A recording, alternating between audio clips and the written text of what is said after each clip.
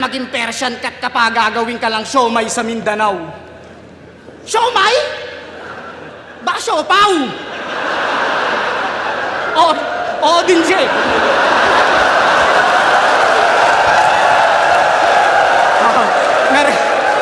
Na-realize nga, ang hirap sa'yo, ngayon mo pa na-realize.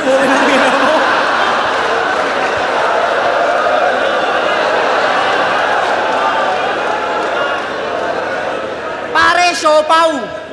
Puro kakatangahan. Boss, ipasok mo to ng uprising, bobo rin sa palaman.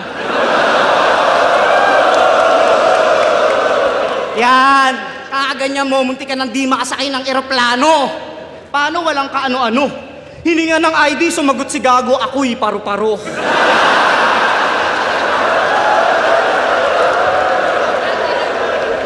Paru-paro?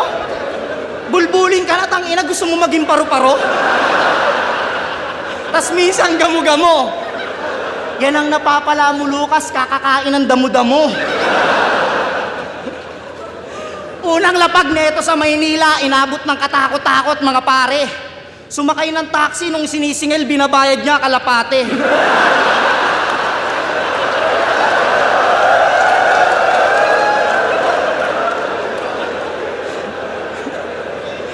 Pagpasok sa hotel, na-stress si Arik, Diyos ko Lord.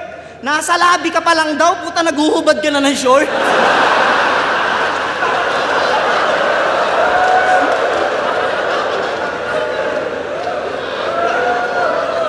Pagpasok ng kwarto, puta, biglang gininaw si Abnoy.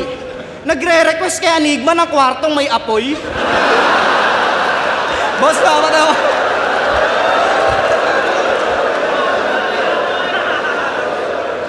Ang lambot pa raw ng higaan. Panayreklamo to si Damuho.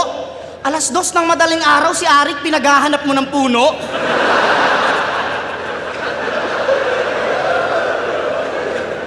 Kaya dinala na lang nila plasma to sa club.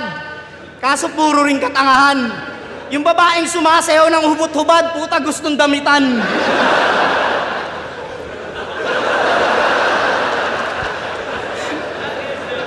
Pinag-table ng babae.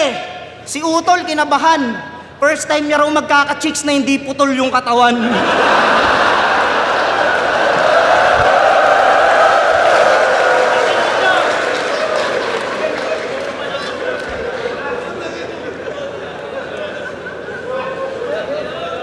Hoy, probinsyanong kulot! Yung buhok mo nakakayamot. Sa tuwing wala kang balangkot, mukha kang pumapalag na balot. Hindi naman sa nilalait kita. Pero minsan yung forma mo, ayusin mo naman. Tanginan to, tuwing may battle sa flip-top, kala mo